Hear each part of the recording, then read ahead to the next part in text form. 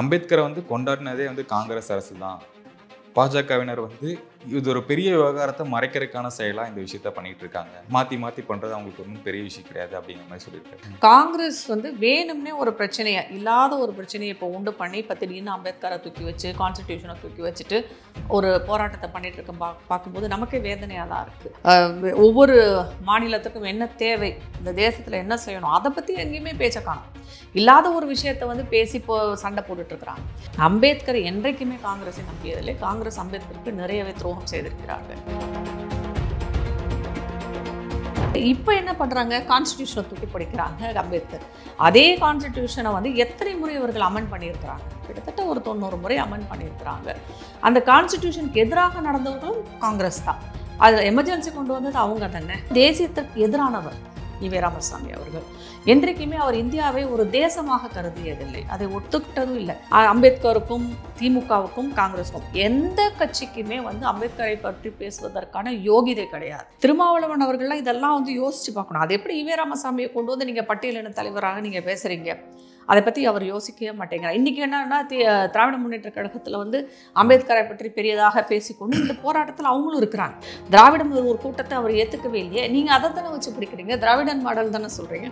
அவர் அது அம்பேத்கர் ஏற்றுக்கவே இல்லையே. அவர் தான் வந்து சொல்லியிருந்தாரு. அதுக்கப்புறம் அவரே வந்து ஒரு திருத்தம் கொடுத்தாரு. இது நான் சொல்லலை, ஏஐ வாய்ஸ் மூலியமா அது வந்துருச்சு அப்படிங்கிற மாதிரி சொன்னார். இப்போ ரகுபதி சொன்ன அமைச்சர் ரகுபதி சொன்னதுக்கும் இதுக்கு மேட்ச் ஆயிடுச்சு இல்லை, மாற்றி மாற்றி பேசுவாங்க அப்படிங்கிறது கரெக்டாக மேட்ச் ஆகுது. அவர் என்ன சொன்ன வந்தார்னா, நான் அந்த பேச்சை கவனித்தேன். போராட்டம் இல்லை, இது தானா வந்து காங்கிரஸோ இல்லை திமுகவோ தானா இந்த பிரச்சனையை கையில் எடுக்கல.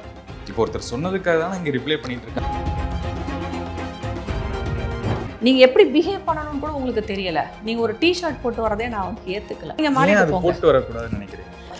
அது ஒரு பைலா இருந்திருந்தா அவங்க அது போடாம இருப்பாங்கல்ல. அந்த ஆக்சுவலா வந்து எந்த லாவும் கிடையாது, சட்டங்கள் கிடையாது.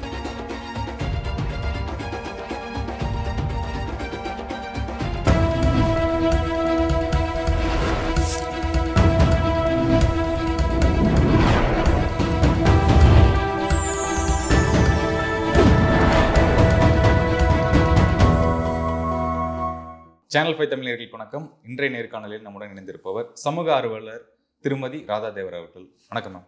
வணக்கம் மேம். இப்போது அமித்ஷா அவர்கள் சொன்ன அம்பேத்கர் மட்டும் தான் வந்து பெரிய சர்ச்சையாக போயிட்டுருக்குன்னு சொல்லலாம். இதுக்கு வந்து நிறைய கண்டனங்கள், ஆர்ப்பாட்டங்கள், ரயில் மறியல்கள் எல்லா பக்கமே பண்ணிகிட்டு இருக்காங்க. இதற்கு மறுபக்கம் பார்க்கும்போது திமுக சட்டத்துறை அமைச்சர் ரகுபதி சொல்லியிருக்காரு, அம்பேத்கரை வந்து கொண்டாடினதே வந்து காங்கிரஸ் அரசு தான். பாஜகவினர் வந்து இது ஒரு பெரிய விவகாரத்தை மறைக்கிறதுக்கான செயலாக இந்த விஷயத்த பண்ணிட்டு இருக்காங்க. மாற்றி மாற்றி பண்ணுறது அவங்களுக்கு ஒன்றும் பெரிய விஷயம் கிடையாது அப்படிங்கிற மாதிரி சொல்லியிருக்காரு. ஓவராலாக இந்த விஷயம் எப்படி நீங்கள் பார்க்குறீங்க? முதல்ல வந்து பாராளுமன்றத்துக்கு இவங்களை எல்லாத்தையுமே தேர்ந்தெடுத்து எல்லா எம்பிக்களையும் சேர்த்து சொல்கிறேன், பாஜகவாக இருக்கட்டும் காங்கிரஸாக இருக்கட்டும், எல்லாரையும் நம்ம வந்து எதுக்கு அனுப்பிச்சி வச்சுருக்கிறோம், நான் இஷ்யூஸை வந்து பேசுகிறதுக்கு இல்லை. முடிந்து போன விஷயங்கள்லாம் நிறையா இருக்குது. இப்போ அம்பேத்கர் எல்லாம் வந்து இருந்தாங்க, எல்லாம் ஓகே. இப்போ திருப்பி அம்பேத்கரை வந்து நீங்கள் தூக்கி பிடிக்கணுன்ற அவசியமே இல்லை. ஏன்னா அவர் கொடுத்த கான்ஸ்டிடியூஷனாக தான் நம்ம ஃபாலோ பண்ணுறோம். யாரும் அதை வந்து இல்லைன்னு சொல்லவே இல்லை. ஆனால் இப்போ நடக்க வேண்டிய விஷயங்கள் நிறையவே இருக்குது. மக்களுக்கான விஷயங்களை வந்து நிறையா டிஸ்கஸ் பண்ண வேண்டி இருக்குது. நம்மளுடைய தேசத்தின் முன்னேற்றத்தை பற்றி பேச வேண்டியிருக்கு. உள்கட்டமைப்புகளை பற்றி நிறைய விஷயங்கள் இருக்குது. மக்களுக்கு என்ன செய்யணுமோ அதை பற்றி பேச வேண்டிய விஷயங்கள் இருக்கும்போது காங்கிரஸ் வந்து வேணும்னே ஒரு பிரச்சனையை இல்லாத ஒரு பிரச்சனையை இப்போ உண்டு பண்ணி இப்போ திடீர்னு அம்பேத்கரை தூக்கி வச்சு கான்ஸ்டிடியூஷனை தூக்கி வச்சுட்டு ஒரு போராட்டத்தை பண்ணிட்டு இருக்க பார்க்கும்போது நமக்கே வேதனையாக தான் இருக்குது. அதோட இன்னொரு பக்கத்தை நம்ம பார்ப்போம். அம்பேத்கருக்கும் காங்கிரஸுக்கான உறவு எப்படி இருந்ததுன்றதை நம்ம பார்க்கலாம். உண்மையிலே காங்கிரஸ் வந்து அம்பேத்கரை மதிக்கிறாங்களா அப்படிங்கிறதையும் நம்ம பார்க்கலாம். ஆனால் இது மக்களுக்கு செய்யும் துரோகமாகத்தான் பார்க்கிறேன். நான் வந்து ரெண்டையுமே சொல்கிறேன். பாராளுமன்றத்துலேயும் பார்த்தீங்கன்னா எதுவுமே நடக்க விடாமல் ஒரே சண்டையாக போயிட்டுருக்கு. நம்ம மக்களாகிய நாம் பார்த்து கொண்டு தான் இருக்கிறோம். மக்களுக்கு தேவையான விஷயங்கள் அங்கே காங்கிரஸ் எடுக்கவே இல்லை. இது ஒவ்வொரு மாநிலத்துக்கும் என்ன தேவை, இந்த தேசத்தில் என்ன செய்யணும், அதை பற்றி எங்கேயுமே பேச்ச காணும். இல்லாத ஒரு விஷயத்தை வந்து பேசி இப்போ சண்டை போட்டுட்ருக்குறாங்க. அதே வந்து பார்த்திங்கன்னா மாநிலத்துலேயும் அதே தான் நடக்குது. உங்களுக்கு சட்டசபையே நடக்க மாட்டேங்குது. ரொம்ப 2 நாள் 1 நாளோ தான் நடந்திருக்கு. அதற்கு கூட்டணி கட்சிகளே எதிர்ப்பு தெரிவித்திருக்கிறது. குளிர்கால கூட்டத்தொடர் வந்து சரியாக நடத்தவே இல்லை. நீங்கள் 100 நாள் நடத்துவோம்னு சொன்னீங்களே, இப்போ என்ன ஆயிடுச்சுன்னு சொல்லிட்டு. அப்படி என்னென்னா ஆக்கப்பூர்வமான ஒரு செயலில் வந்து மத்தியிலும் நடக்கலை, இங்கேயும் நடக்கலை. அதை பார்க்கும்போது ஓட்டு போட்ட மக்களாகி நாம் சிந்திக்க வேண்டியது இருக்குது. இவ்வளோ கஷ்டப்பட்டு கிட்டத்தட்ட 1,00,000 கோடி செலவு பண்ணி ஓட்டு போட்டு இவங்களை அனுப்பி இவங்க எல்லாரும் சம்பளம் வாங்குறாங்க. நம்மளுடைய வரி பணத்தால் தான் சம்பளம் வாங்கிட்டு இருக்காங்க. ஆனால் வந்து பாராளுமன்றத்தையும் சட்டசபையும் முடக்கிட்டு இல்லை நடக்க விடாமல் இந்த மாதிரி டயத்தை வேஸ்ட் பண்ணிட்டு இருக்காங்கன்னு நினைக்கும் போது வருத்தமாகவும் வேதனையாகவும் இருக்கிறது. இன்னொரு பக்கம் அம்பேத்கரை பற்றி பார்க்கலாம். அம்பேத்கர் என்றைக்குமே காங்கிரஸை நம்பியதில்லை. காங்கிரஸ் அம்பேத்கருக்கு நிறையவே துரோகம் செய்திருக்கிறார்கள். அவர் அந்த இது எழுதுகிறப்ப, கான்ஸ்டிடியூஷன் எழுதுகிறப்ப, நம்மளுடைய கான்ஸ்டிடியூஷன் எழுதுகிறப்ப என்ன ஆயிடுச்சுன்னா, ரொம்ப கொஞ்சம் மெதுவாக 3 வருடம் எடுத்தது. அதை 47லேருந்து பார்த்தீங்கன்னா ஒரு 3 வருடங்கள் கழித்து தான் நமக்கு அது கிடைச்சது. அதுக்காகவே வந்து அவரை வந்து ஒரு காமெண்ட் பண்ணி அவரை கேலி சித்திரமாக ஆக்கி, அது எப்படி நேருவால் தான் கிடைச்சதுன்றதை அன்றைக்கி காங்கிரஸ் ப்ரொஜெக்ட் பண்ணாங்க. ஒரு கேலி சித்திரம் கூட வரைந்து வெளியிட்டிருந்தாங்க ஒரு பத்திரிகையில். எப்படின்னா நத்தை கார்ட்டூனில் வந்து என்னென்னா ஒரு நத்தை மாதிரி ஊந்துட்டு போகிற மாதிரியும் ஒரு சாட்டையை வைத்து நேரு அவரை அடிப்பது போலவும் ஒரு கேலி சித்திரமே போட்டிருந்தாங்க. அவரால் தான் வந்தது அப்படிங்கிற மாதிரி. இன்றைக்கி அம்பேத்கரை தூக்கி பிடிக்கும் இவர்கள் அன்றைக்கு சேர்ந்தது தான். இன்னொன்று, காங்கிரஸில் அவரை தலைவராக வரவே விடலை, அவரை மதிக்கவே இல்லை இவங்க. அதற்கப்புறம் வந்து பார்த்திங்கன்னா 1952 இவர் தனியாக ஒரு கட்சி ஏற்படுத்தி இவர் தேர்தலில் நின்னாங்க. இவங்க எல்லாருமே நின்னாங்க. 314 தொகுதிகளில் நின்னப்ப இவரை தோற்கடித்தவர், அம்பேத்கர் தோற்கடிக்கப்பட்டார். அவரை தோற்கடித்தவர் நாராயணன் என்பவர். அவர் இவருடைய பிஏவாக இருந்தவர். அப்போ வந்து நின்னவங்களே 4வது, அதாவது கடைசி இடத்துல வந்து அம்பேத்கர் ஓட்டு வாங்கினார். அதை தோற்கடித்தது முழுக்க காங்கிரஸ் தான். இது எல்லாருக்குமே தெரிந்த ஒரு விஷயம். அதே மாதிரி வந்து பார்த்திங்கன்னா அம்பேத்கரை பொறுத்த வரைக்கும் அவர் ஜாதிக்கு எதிரானவர்ன்றது எல்லாருக்கும் தெரியும். அவர் காந்தியை ஏற்றுக்கொள்ளவே இல்லை. ஏன்னா காந்தி வந்து ஜாதிக்கு எதிராக எதுவும் பேசலை. இன்னும் சொல்ல போனீங்கன்னா பட்டியலின மக்களுக்கு வந்து ஹரிஜன் ஒரு புது பேரை வச்சார் இல்லையா, அது கூட அவர் ஏற்றுக்கலை. நீங்கள் பேரை மாற்றி வச்சுட்டுருக்கணும்னு அவசியம் இல்லை அப்படிங்கிற மாதிரி தான் அவர் பேசினார். அது மாதிரி என்றைக்குமே வந்து காங்கிரஸுக்கும் அம்பேத்கருக்கும் வந்து சப்போர்ட்டு ஒத்து போனதே கிடையாது. இவர்கள் மதித்ததுமே கிடையாது. இதெல்லாம் வந்து நம்ம அது போக அவருக்கு வந்து பாரத் ரத்னா விருதோ எந்த விருதுமே கொடுத்ததில்லை. அவருடைய படத்தை பாராளுமன்றத்தில் வைத்ததில்லை. அவருக்கு மரியாதை செலுத்தியதில்லை. அவரை மரியாதையாக நடத்தியதும் இல்லை இந்த காங்கிரஸ் அரசு. அது இப்போ என்ன பண்ணுறாங்க, கான்ஸ்டிடியூஷனை தூக்கி படிக்கிறாங்க அம்பேத்கர். அதே கான்ஸ்டிடியூஷனை வந்து எத்தனை முறை இவர்கள் அமெண்ட் பண்ணியிருக்கிறாங்க, கிட்டத்தட்ட ஒரு 90 முறை அமெண்ட் பண்ணியிருக்கிறாங்க. அந்த கான்ஸ்டிடியூஷனுக்கு எதிராக நடந்தவர்களும் காங்கிரஸ் தான். அதில் எமர்ஜென்சி கொண்டு வந்தது அவங்க தானே. அவங்க தான் அதை எதிர்த்து கான்ஸ்டிடியூஷனே வந்து அதில் வளைச்சாங்க. அதற்காகவே அதை மாற்றினார்கள், இந்த எமர்ஜென்சிக்காகவே. அதற்கப்புறம் வந்து பார்த்திங்கன்னா இந்த மாதிரி வந்து அந்த கான்ஸ்டிடியூஷனுக்கு எதிராக வந்து இவர்கள் எல்லா வேலையும் செய்துட்டு இன்றைக்கி ஒரு கருப்பு சவப்பு புத்தகத்தை பிடிச்சிட்டு அலையிறாங்க. அந்த புத்தகத்தில் ஒன்றும் இல்லைன்றது வேற, அவ்வளோ மோசமான புத்தகம்லாம் கிடையாது. அப்படி இருக்கும்போது இவர்கள் வந்து என்னமோ இவங்க தான் வந்து அவர் சப்போர்ட் பண்ண மாதிரி பேசுகிறதெல்லாம் வந்து ஒரு தவறான வாதம். ஆனால் பாஜக இதை எடுத்து பேசுகிறது என்றால் பாஜகவிற்கும் இவருக்கும் முரண்பாடுகள் இருக்கலாம். ஆனால் அன்றைக்குமே அம்பேத்கரை ஆதரித்தவர்கள் தான். அந்த பழைய ஜனசங்கம் வந்து அம்பேத்கரை ஆதரித்தது. அவர் மகாராஷ்டிராவில் தேர்தல் நிற்கும் போது அவருக்காக போய் பிரச்சாரம் செய்தவர்களும் ஆர்எஸ்எஸும் பாஜகவும் தான். அந்த ஜனசங்கம் தான் அவருக்காக வந்து எல்லாமே பண்ணாங்க, அவருக்கு சப்போர்ட் பண்ணாங்க, எல்லாமே பண்ணாங்க. இன்னொரு விஷயம் இதில் நம்ம பார்க்க வேண்டியது என்ன இருக்குன்னா, இவருக்கு மரியாதை கொடுத்தவர்களும் இவர்கள் தான். பாராளுமன்றத்தில் படம் வச்சதாக இருக்கட்டும், அவருக்கான அம்பேத்கருக்கான ஒரு மரியாதையை கொடுத்ததும் பாஜக தான். அதனால் அவர்கள் இன்னொன்று வந்து அம்பேத்கர் யாருக்கும் சொந்தம் இல்லை. நான் அவர் தலித்திய தலைவர்லாம் சொல்ல விரும்பலை. அவர் மொத்த இந்தியாவிற்குமே சொந்தமானவர், ஒரு விடுதலை போராட்டத்தில் ஈடுபட்டிருந்தவர். அப்புறம் நமக்காக வந்து நம் நாட்டின் முன்னேற்றத்தை, தேசத்தை பற்றி சிந்தித்தவர். அவருக்கு தெய்வீகத்தின் மேல் நம்பிக்கை இல்லாமல் இருந்திருக்கலாம், ஆனால் தேசியத்தின் மீது அவருக்கு பெரிய நம்பிக்கை இருந்தது. அதே திமுககாரங்களையும் நான் சொல்ல விரும்புகிறேன். நான் காங்கிரஸ்காரர்கள் தான் இதை சொல்லணும். இப்போ வந்து தமிழகத்தை பற்றி சொல்லும்போது தமிழகத்தின் சமூக நீதி காத்த தலைவர் ஈவேராம் சொல்லிட்டு இவர் சொல்லியிருக்கிறார் ராகுல். ஒரு காங்கிரஸ்காரர் கூட அதை பற்றி வாயவே திறக்கலை. அப்போ நீங்கள் என்ன நினைக்கிறீங்க? அப்போ இங்கே வந்து யாருமே இல்லை. கக்கன் என்ற ஒரு மாபெரும் தலைவர் இங்கே இருந்தார், பட்டியலின தலைவர் நமக்கு இருந்தார். அதுக்கப்புறம் ராஜாஜி இருந்திருக்காங்க. அப்புறம் காமராஜர் அவர்களை வந்து மறக்கவே முடியாது. அவர் தான் இன்றைக்கு வந்து பள்ளிக்கூடங்களாக இருக்கட்டும், இல்லை அந்த மாதிரி உணவு திட்டங்களாக இருக்கட்டும், எல்லாமே அவர் கொண்டு வந்தது தான். இன்னும் சொல்ல போனீங்கன்னா இண்டஸ்ட்ரியலைசேஷன் கூட அவர் போட்ட விதை தான், அவர் ஆரம்பித்து வைத்தது தான்.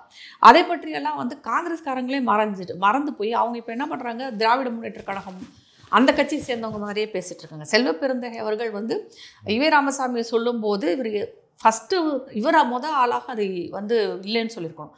கீழ்வன்மையை வந்து எப்படி மறந்தார்? வீராமசாமி அவர்கள் பட்டியலினத்திற்கு ஆதரவாக என்றுமே செயல்பட்டதில்லை.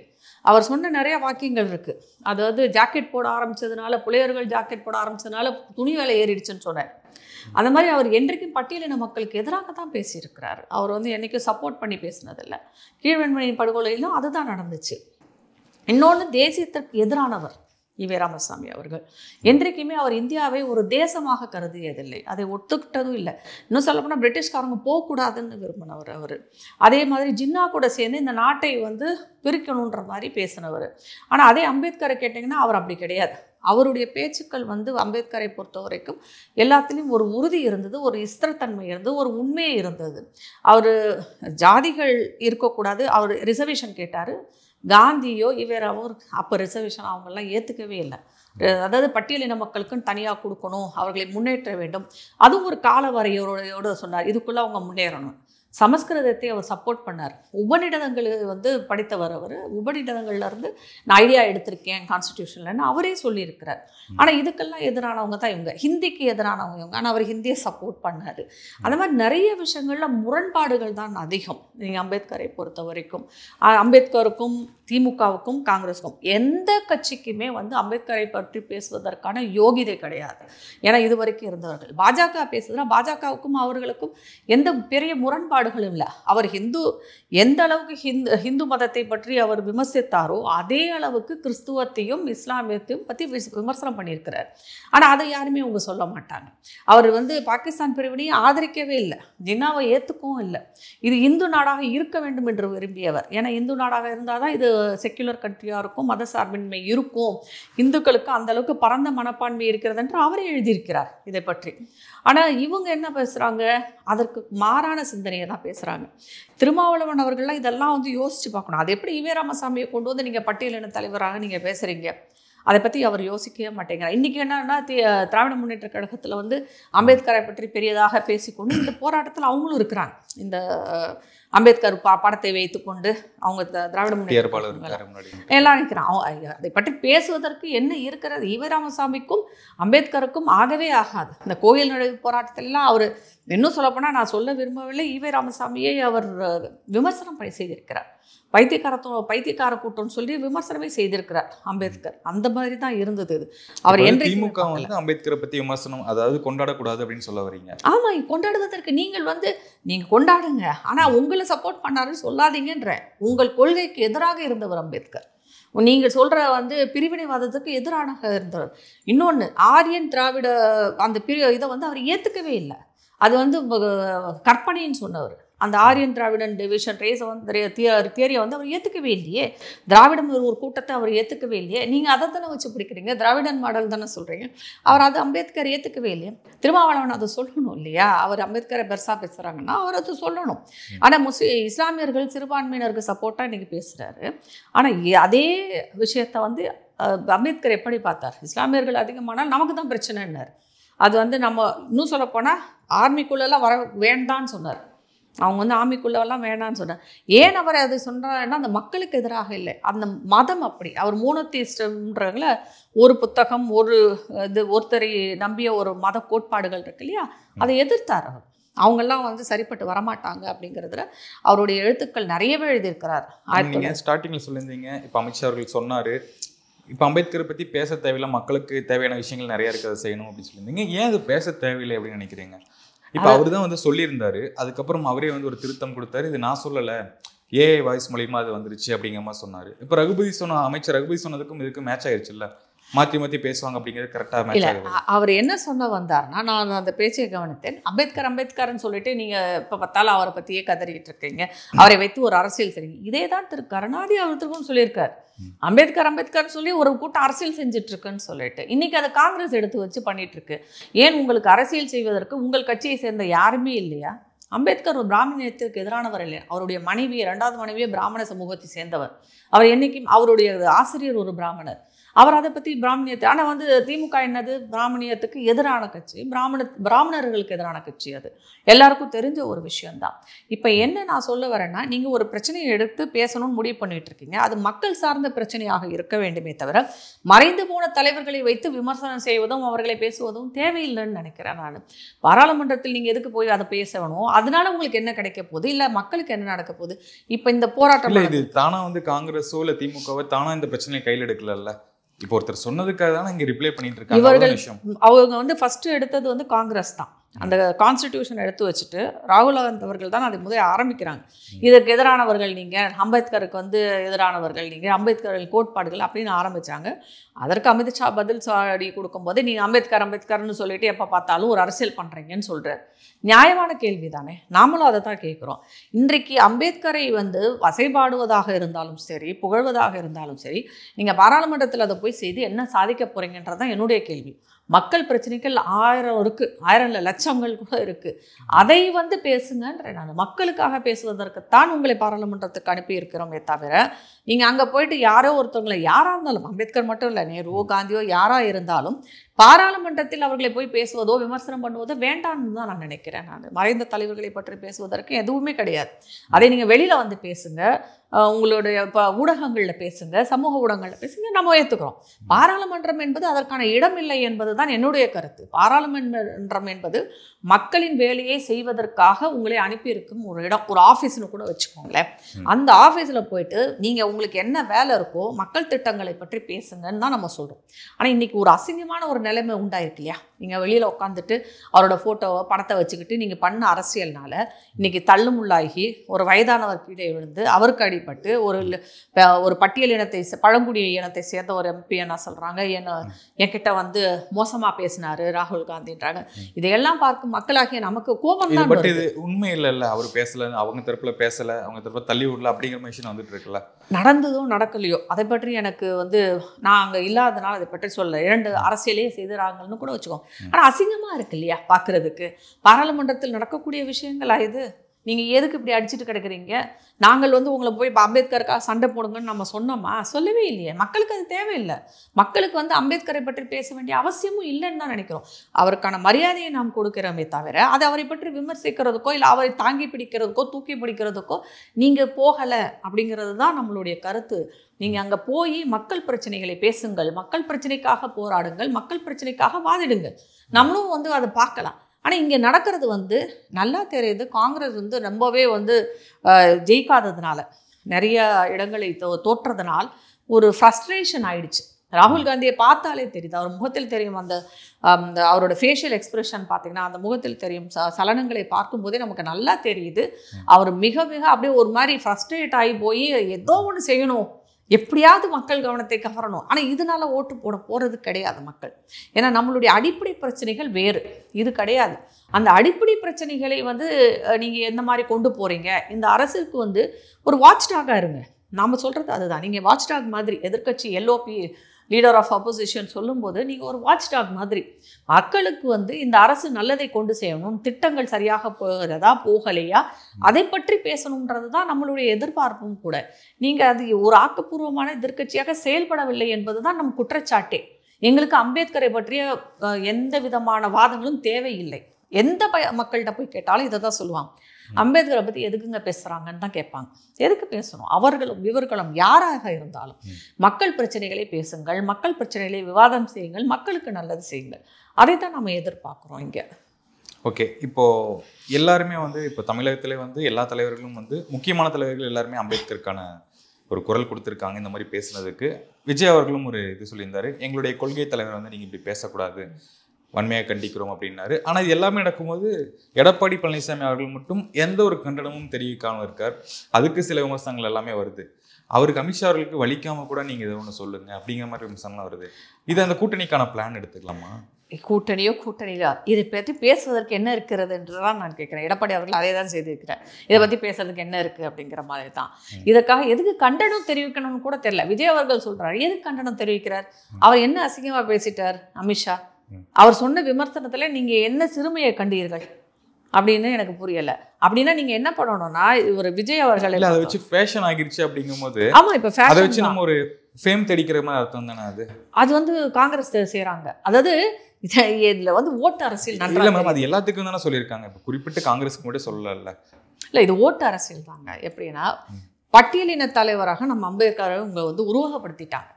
அவரை பற்றி பேசினால் பட்டியலின மக்கள் நமக்கு ஆதரவாக தருவாங்க அப்படிங்கிறதான். எப்படின்னா இந்த இஸ்லாமிய ஆதரவு ஓட்டுக்காக பாஷாவோட இதுக்கு போனாங்க இல்லையா நம்ம தமிழகத்திலேருந்து, அதே கதை தான் இதுவும். பட்டியலின மக்களை கவருவதற்காக. நான் என்ன சொல்கிறேன்னா, அம்பேத்கர் நம்மளுடைய ஒரு பொலிட்டிக்கல் லீடர், நம்ம கான்ஸ்டிடியூஷனை எழுதினவர். நான் அப்படி தான் பார்க்குறேன். அவர் எந்த இனத்தலைவராகவும் நான் பார்க்கல, நிறைய பேரும் அப்படி பார்க்கல. இப்போ சாதாரண ஜனங்களுக்கு அவர் பட்டியல் இனத்தலைவராக என்னன்றதெல்லாம் நீங்கள் போய் ஒரு குக்கிராமத்தில் கேட்டால் தெரியாது. அம்பேத்கர்னு ஒருத்தர் இருந்தாருங்க.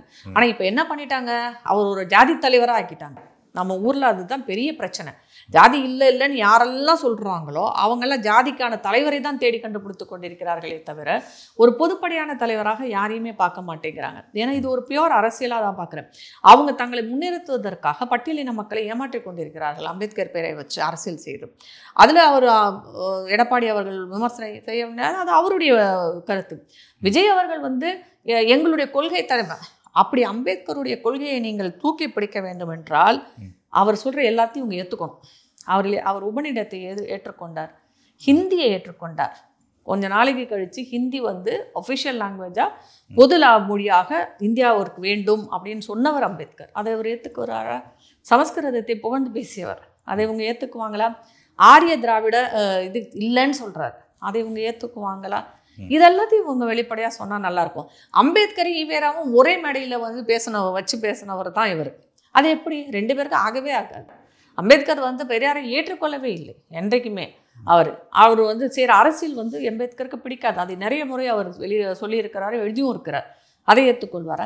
அப்போ இவங்க வசதிக்கு தகுந்த மாதிரி, இவர்களுடைய அரசியல் செய்வதற்கு தகுந்த மாதிரி அம்பேத்கரை எடுத்துக்கொள்கிறார்கள் என்பது தான் என்னுடைய கருத்தும் கூட. இங்கே அந்த நீங்கள் அவர் மக்களுக்கான தலைவர், அதை பற்றி பேச வேண்டிய அவசியம் அரசியல் கட்சிகளுக்கு கிடையாது. ஓகே, இது ஓவராலாக வந்து காங்கிரஸ் செய்யக்கூடிய ஒரு அரசியல் பிளான் தானா இது? கண்டிப்பாக. இவங்க வந்து பாராளுமன்றத்தை நடத்தக்கூடாது. பட்டியலின மக்களின் இந்த இப்போ சமீபத்தில் நடந்த மகாராஷ்டிரா தேர்தலில் பார்த்தீங்கன்னா பட்டியலின மக்கள் பூராமே, பட்டியலின மக்களும் சரி இஸ்லாமிய மக்களும் ஓட்டு வந்து பாஜகவுக்கு தான் போட்டிருக்காங்க. நிறைய இடங்களில் வந்து அதிக ஓட்டில் வந்து ஜெயிச்சும் இருக்கிறாங்க. இவங்க என்ன நினைக்கிறாங்க, பட்டியலின மக்களின் ஓட்டு நம்ம கையை விட்டு போகிற மாதிரி இவங்களுக்கு ஒரு நினைப்பு வந்ததுனால இப்போ திடீர்னு பிடிச்சி அம்பேத்கரை தூக்கி வைக்கிறாங்க. இவர்கள் ஒருத்தரை தூக்கி பிடிக்கிறாங்கன்னா அங்கே அரசியல் இருக்குன்னு தான் அர்த்தம். அதில் ஆக்கப்பூர்வமான செயல் எதுவுமே இருக்கிற மாதிரி எனக்கு தெரியல. ராகுலை பொறுத்த வரைக்கும், ராகுல் காந்தி அவர்களை பொறுத்த வரைக்கும் பார்த்தீங்கன்னா அவர் வந்து ரொம்ப இம்மெச்சோர்டாக பிஹேவ் பண்ணுறார். நான் அந்த ஒருத்தர் வயதானவருக்கு பாஜக எம்பி விழுந்ததை பார்த்தேன். நீங்கள் எப்படி பிஹேவ் பண்ணணும்னு கூட உங்களுக்கு தெரியலை. நீங்கள் ஒரு டிஷர்ட் போட்டு வரதே நான் வந்து ஏற்றுக்கல. ஒரு பாராளுமன்றத்துக்கு இதுக்கு முன்னாடி நம்ம தலைவர்கள்லாம் எப்படி வந்தாங்கன்னு பார்த்துட்ருக்கோம். இப்போ காலங்கள் மாறுது, சரி அதுக்கு தகுந்த மாதிரி நீங்கள் மாறி போட்டு வரக்கூடாதுன்னு நினைக்கிறீங்க? ஒரு டெக்கோரம், ஒரு கோடு இருக்கணுங்க. அது வந்து இப்போ நான் என்ன சொல்ற, ஒரு ஆஃபீஸ் நம்மலாம் எல்லாருக்குமே அது இருக்குது. ஆஃபீஸ்க்குன்னா இப்படி ட்ரெஸ் பண்ணிட்டு போகணும். ஒரு பைலா இருந்திருந்தா அவங்க அது போடாமல் இருப்பாங்கல்ல. அந்த ஆக்சுவலாக வந்து எந்த லாவும் கிடையாது, சட்டங்கள் கிடையாது. முன்னாடி இருந்தவங்கலாம் எப்படி வந்தாங்க, இவருடைய தந்தை ராஜீவ்காந்தி எப்படி வந்திருந்தார், இவருடைய பாட்டி இந்திரா காந்தி, அவங்களாம் எப்படியெல்லாம் வந்தாங்கன்னு நம்மளாம் பார்த்தோம். அந்த ஒரு டெக்கோரம் மெயின்டைன் பண்ணுறாங்க. இவர் அந்த டெக்கோரமே கிடையாது இவர்கிட்ட. அது ஏன்னா இவர் ஒரு எதிர்க்கட்சி தலைவர், நான் அப்படி தான் பார்க்குறேன். ஒரு எதிர்க்கட்சி தலைவருக்கான ஒரு டெக்கோரமோ ஒரு டீசென்சியோ அவர்கிட்ட இருக்கிற மாதிரி எனக்கு தெரியல. நீங்கள் டிஷர்ட் போடுங்க, எது வேணாலும் போடு. ஆனால் நடந்துக்கிற விதம், பேசுகிற விதம், பாடி லாங்குவேஜ், இதை பார்த்தா யாருக்குமே பிடிக்காது. ஏன்னா இவருக்கு ஒன்றும் சின்ன வயசு இல்லை, இவர் ஒன்றும் 24 வயசு இல்லை, இவருக்கு 53 வயசு 54 வயசு ஆயிடுச்சு. ஒரு மெச்சூரிட்டி, நல்ல முதிர்ந்த அரசியல்வாதின்லாம் நம்ம சொல்லணும். இப்போ அவரை சொல்கிறதா இருந்தால் இவர் இன்னொருத்தர் கூட நான் கம்பேர் பண்ணி கூட பேசணும். கார்த்தி சிதம்பரம்னு அவங்க கட்சிக்காரருடைய நான் கம்பேர் பண்ணுறேன். அவர் எப்படி வர்றாரு, அவரும் உங்களுடைய வயது ஒத்த ஒரு அரசியல்வாதி தான். அவர் எப்படி அங்க வந்து வராரு, அவருடைய பாடி லாங்குவேஜ் இல்ல அது இருக்கு. பாடி லாங்குவேஜ் கண்டிப்பாக வந்து பார்க்கப்பட வேண்டிய ஒன்றாகத்தான் நான் பார்க்கிறேன் நான். ஏன்னா நாங்களாம் வந்து அதெல்லாம் பார்க்குறவங்க. ஏன்னா நம்ம கிட்ட யாரு பெஸ்ட் பாடி லாங்குவேஜா இருக்காங்கன்னு நினைக்கிறேன். உங்களுக்கு வந்து பாடி லாங்குவேஜ்ல நிறைய விதங்கள் இருக்கு. ஒரு பாசிட்டிவான பாடி லாங்குவேஜ், கான்ஃபிடென்ட்டான பாடி லாங்குவேஜ், அரகண்டான பாடி லாங்குவேஜ், அப்படி எல்லாம் நிறைய இருக்கு. அதுல வந்து பார்த்தீங்கன்னா மோடி அவர்களின் பாடி லாங்குவேஜ் வந்து பெஸ்ட் எனக்கு இப்போ பார்த்த வரைக்கும். அதனால தான் வந்து எந்த வகையில் இருக்காரு, ஒரு ரொம்ப கான்ஃபிடென்ட்டான ஒரு பாடி லாங்குவேஜ் அவரோடது. உங்களுக்கு வந்து ஒரு பெருந்தலைவர்களை வந்து வெளிநாட்டு தலைவர்களை பார்க்கும்போது தலை குனிந்தோ இல்லை நீங்கள் மன்மோகன் சிங்கோட அவரை கம்பேர் பண்ணி பார்க்கும்போது தெரியும் மன்மோகன் சிங் எப்படி நடந்து கொள்கிறார், எப்படி போகிறார், அவருடைய பாடி லாங்குவேஜ் எப்படி இருக்குது அப்படின்றத பார்க்கும்போது இவரை கம்பேர் பண்ண இது வந்து இந்திரா காந்தி அவர்களுக்கும் இருந்தது. நான் வந்து இவரை மட்டுமே சொல்ல விரும்பலை. இந்திரா காந்தி அவர்களுக்கு அந்த பாடி லாங்குவேஜ் இருந்தது.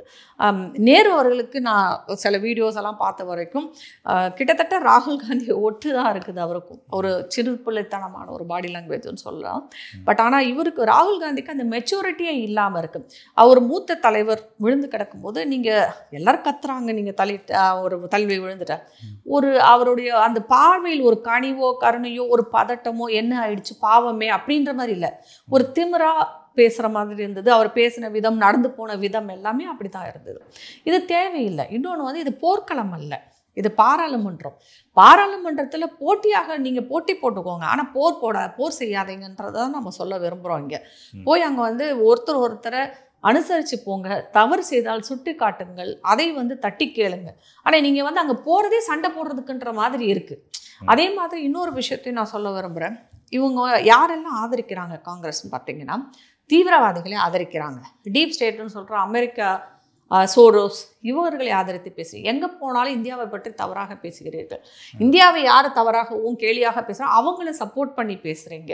இதெல்லாம் நல்லதுக்கு இல்லைன்றது தான் என்னுடைய வாதம். அதே மாதிரி உங்களுடைய புள்ளிக்கூட்டத்தில் இருக்க எல்லாருமே தான் அப்படி பண்ணுறீங்க. அப்போ உங்களுக்கு இந்திய மக்களை பற்றி என்ன ஒரு கரிசனம் இருக்குது, இல்லை என்ன அக்கறை இருக்கிறது, அதெல்லாத்தையும் விட்டுட்டு இன்றைக்கு வந்து நீங்கள் இப்போ சண்டை போட்டு ஒரு போர்க்களமாக்கி பாராளுமன்றத்துக்கு ஒரு அவப்பெயரை தான் இவர்கள் தேடி தந்திருக்கிறார்கள். இப்போ ஓவராலாக இவர் சொல்லியிருந்தார், அமைச்சர் ரகுபதி சொன்ன மாதிரி இதற்கு பின்னாடி ஒரு பெரிய விவகாரத்தை மறைக்கிறதுக்கான இது விஷயமா இருக்க போகுது. அது அவர் எதை பெருசாக மறைக்கிறதுக்கு? அப்போ இவங்க இங்கே என்னது இங்கே அம்பேத்கரை தூக்கி பிடிப்பது வந்து இந்த கழிவுகளை வந்து கேரளாவிலேருந்து கொண்டு கொட்டுறாங்க இல்லையா தமிழ்நாட்டுக்குள்ள, அது பெரிய இஷ்யூ ஆகிட்டு இருக்கு இப்போ தமிழ்நாட்டில். அதை மறைப்பதற்கு தான் அம்பேத்கரை தூக்கி பிடிக்கிறாங்களா இங்கே? அப்படி பேசலாமா? நம்ம என்ன பெரிய இஷ்யூவை வந்து மறைக்கிறதுக்கு? இது நீங்களாம் ஆரம்பித்து விட்ட விஷயம் இன்றைக்கி வெடித்து பெருசாகிட்டு இருக்கு. இப்போ நீங்களும் அதே தான் பண்ணுறீங்க. இப்போ தமிழ்நாட்டில் என்ன நடக்குது? நீங்களும் அம்பேத்கர் இதை பிடிச்சிட்டு அலையிறீங்க. திமுகவுக்கும் அம்பேத்கருக்கும் என்ன சம்பந்தம்? அவருக்கு ஒரு சம்மந்தமே இல்லை. ஒரு சின்ன கடுகளவு கூட ரெண்டு பேருக்கும் சம்மந்தமே இல்லை. நீங்கள் திராவிட முன்னேற்ற கழகம் திராவிடம்னு ஒரு பேரை வச்சுக்கிட்டு நீங்கள் அம்பேத்கரை பற்றி பேசவே கூடாது. ஏன்னா அதுக்கு எதிரானவர் அம்பேத்கர். அதனால் ரகுபதி அவர்களும் திமுகவும் இதில் ஒரு அரசியல் தான் செய்து கொண்டு இருக்கிறார்கள். அது நல்ல வேலை. அதிமுகவில் வந்து எடப்பாடி அவர்கள் கொஞ்சம் மெச்சோர்டாக பிஹேவ் பண்ணியிருக்கிறாரு. இதை பற்றி எதுவும் சொல்லாமல் இருக்காரு அப்படின்னு தான் நான் நினைக்கிறேன். அது கூட்டணிக்காகவா இல்லையான்றதெல்லாம் எனக்கு தெரியலை. பட் ஆனால் அவர் ஒரு மெச்சோர்டு அரசியல்வாதியாகத்தான் நடந்து கொள்கிறார். ஓகே, ஒரு இறுதியான கேள்வி. கூட்டணிங்கும் போது ஒரு பிரம்மாண்ட கூட்டணி அமையும் அவர் சொல்லியிருந்தார். இந்த பக்கம் அண்ணாமலை அவர்களும் வெயிட் பண்ணுங்க, நல்ல நேரம் வரும், நல்ல காலம் வரும் அப்படிங்கிற மாதிரி சொல்லியிருந்தார். அவரும் வந்து ரிஜெக்ட் பண்ணலை, அதாவது மறுத்து பேசலை அதிமுக கூட கூட்டணி இல்லை அப்படின்ட்டு. அவங்களும் பாஜக கூட்டணி இல்லைன்னு சொல்லலை. இவங்க ரெண்டு பேருமே முன்னாடி சொல்லிட்டு இருந்தாங்க, இப்போ சொல்லாமல் இருக்கும்போது அந்த கூட்டணி அமையறதுக்கான வாய்ப்புகள் இருக்குமா? அமையலாம், அமைவதற்கான. ஏன்னா இப்போ இது வந்து ஒரு ரெண்டு பக்கமும் போட்டி மாதிரி தெரியலை. கிட்டத்தட்ட ஒரு 4 முனை 5 முனை போட்டியாக மாறிக்கொண்டு இருக்கிறது. அதனால நம்மளுக்கு தெளிவாக தெரியுது யார் யார் கூட போவாங்க அப்படிங்கிற மாதிரி. அதில் வந்து விஜயை சார்ந்து விஜயை வைத்து ஒரு கூட்டணி அமைவதற்கான வாய்ப்புகளும் இருக்குது. ஏன்னா அதுக்காக தான் அவர் இறக்கி விட்டுருக்காங்க. குறிப்பாக காங்கிரஸ் அந்த சைடு போகிறதுக்கான வாய்ப்பு நிறையவே இருக்குது. ஏன்னா காங்கிரஸ்க்கு ஆட்சியில் பங்கு வேணுன்றதை பேச ஆரம்பிச்சிருக்காங்க. அதனால் அவர்கள் ஒரு கூட்டணி தனியாக வைக்கிறதுக்கான வாய்ப்புகள் நிறையவே இருக்குது. இன்னொன்று வந்து திமுகவும் அதன் கூட்டணியும். இதில் தனித்து விடப்பட்ட 2 பேர் பாஜகவும் அதிமுகவும். ஸோ அவங்க தனியாக இருக்கிறதுனால அது கூட்டணியாக மாறுவதற்கான வாய்ப்புகள் நிறையா இருக்குது. என்ன கேட்டிங்கன்னா கூட்டணி நல்லதா இல்லையான்னு கேட்டால் கூட்டணி நல்லது என்று தான் நான் சொல்வேன். ஏன்னா பாஜக தனியாக ஓட்டை பிரித்து கொண்டும் அதிமுக தனியாக ஓட்டை பிரித்து கொண்டும் போவதற்கு பதிலாக 2 பேரும் தங்கள் வேறுபாடுகளை மறந்து கலைந்து ஒன்றாக சேர்ந்து நின்றால் நல்லது என்று தான் என்னுடைய கருத்தும் கூட. ஏன்னா அது ஒரு இவர்கள் ஆட்சியை பிடிக்கிறார்களோ இல்லையோ அட்லீஸ்ட் ஒரு ஆக்கப்பூர்வமான ஒரு எதிர்கட்சியாவது இவங்க வரணுன்றது தான் என்னை பொறுத்த வரைக்கும். ஆட்சியை பிடித்தாலும் நல்லது தான். ஆனால் ஒரு 2 பேரும் சேர்ந்தாலோடைய 2 பேருக்கும் வந்து கொஞ்சம் கஷ்டமான விஷயங்கள் தான். ஓட்டு பிரியும். இதில் வந்து திமுகவுக்கு நிறைய ஓட்டு விழுதுன்னு அர்த்தம் கிடையாது. அவங்களுடைய கூட்டணி பலத்தால் அவர்கள் ஜெயிப்பதற்கு வாய்ப்புகள் அதிகம் இருக்குது. இங்கே கூட்டணி இல்லாததுனால உங்களுக்கு அந்த பலம் இல்லை. உங்கள் கூட்டணியை பலமாக்கி கொண்டால் நல்லது. அது வந்து தமிழகத்தில் ஒரு ஆட்சி மாற்றம் ஏற்படுவதற்கான வாய்ப்பு இருக்குது. ஓகே, தொடர்ந்து பேசும். நேர்காணலுக்கு மிக்க நன்றி. வணக்கம். வணக்கம்.